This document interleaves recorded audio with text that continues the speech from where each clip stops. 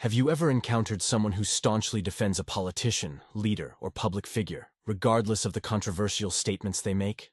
I'm sure we've all seen those devotees who passionately praise their chosen idol despite obvious flaws in logic and judgment.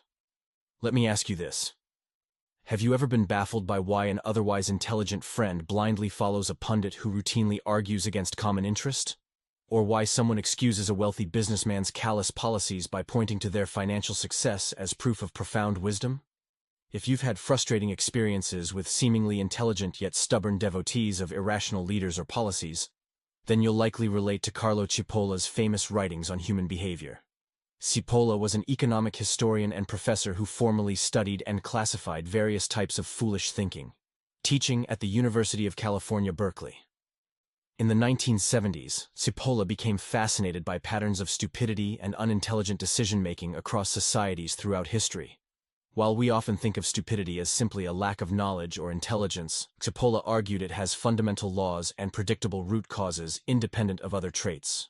His satirical yet insightful treatise proposes that human stupidity follows distinct mathematical patterns governing choices that go against common sense and self-interest. As the basis for his theory, Cippola categorized people into four behavioral groups.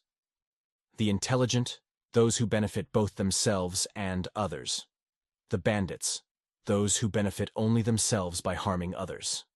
The unfortunate, those who cause harm while trying to help others. The stupid, those who harm both themselves and others.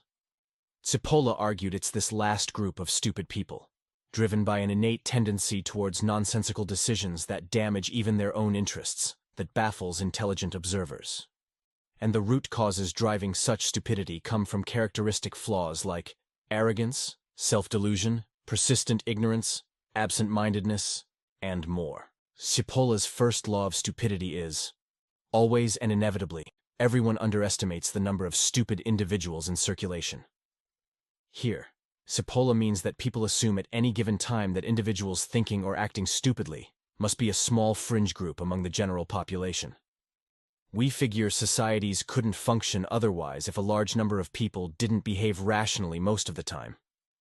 Yet, as Cippola points out, this assumption underestimates just how many stupid people exist, and how ready large segments of the population are to think and do stupid things.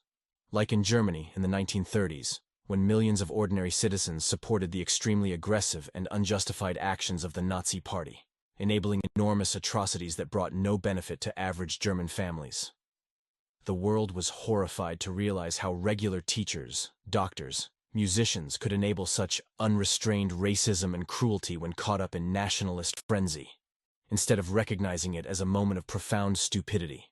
Cipolla's second law of stupidity states, the probability that a certain person is stupid is independent of any other characteristic of that person. Here Cippola means that even wealthy, educated, skilled people can also be stupid. Cippola considered stupidity as a human characteristic, like having blonde hair or black eyes. Cippola posits stupidity is a variable that remains constant across all populations. Every category one can imagine, gender, race, nationality, education level, income, possesses a percentage of stupid people. There are stupid college professors.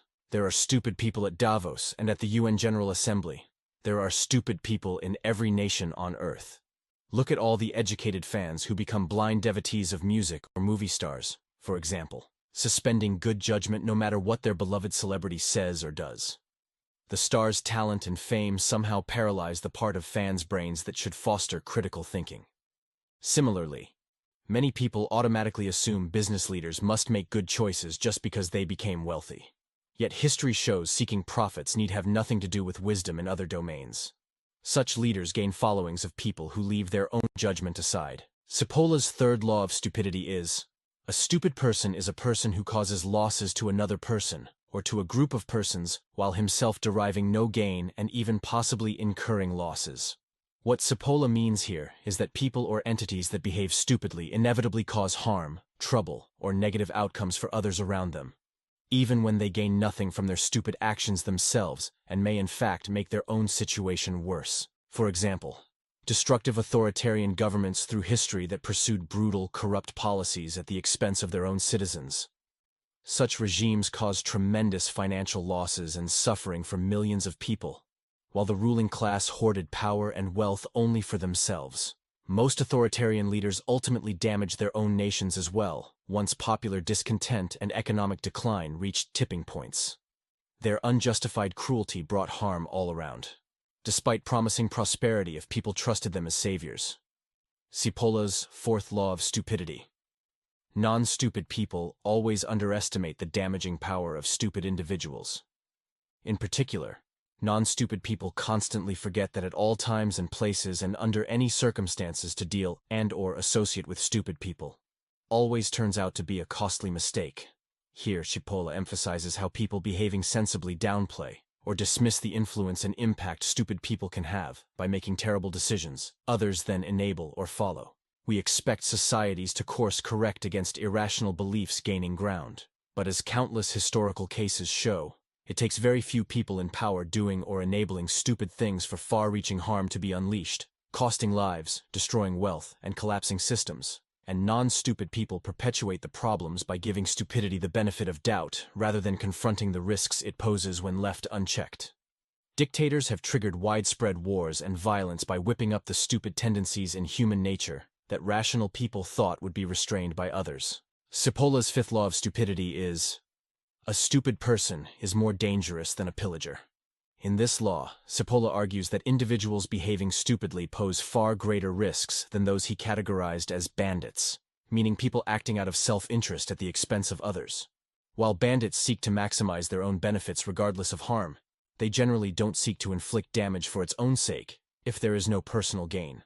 On the other hand, stupid individuals can generate utterly pointless harm and destruction through their foolish choices and beliefs, even without benefiting themselves, and without regard for collateral damage.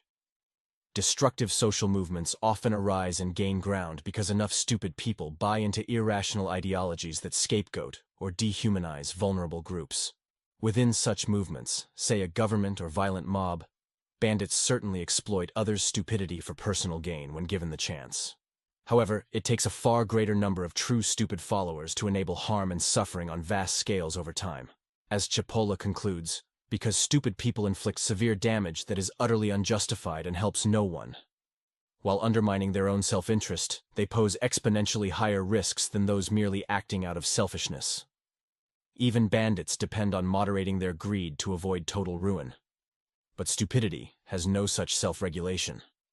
This makes unchecked stupidity the most dangerous societal threat. In short, Carlo Cippola aimed to explain why acts of stupidity that harm others keep happening throughout history. His 5 laws remind us that stupid thinking is more common than smart people like to admit. When waves of foolish beliefs grip societies, damage often spreads before rational folks realize what's happening. We see this again and again when crowds blindly follow leaders lacking wisdom or compassion. Nazi Germany stands out as one such horrific case among many. Yet Cippola argues that since people who think sensibly will always outnumber those acting stupidly, we can limit the damage if we remain vigilant.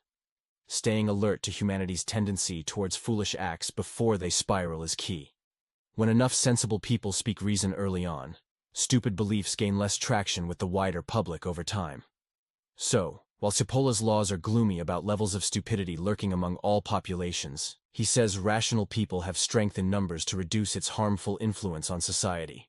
We must simply never underestimate or dismiss its abundance and appeal. In this way, accepting the persistence of stupid thinking makes containing it more possible. And that is the optimistic lesson in Cipolla's warning. Like and subscribe to our channel for more thought-provoking content.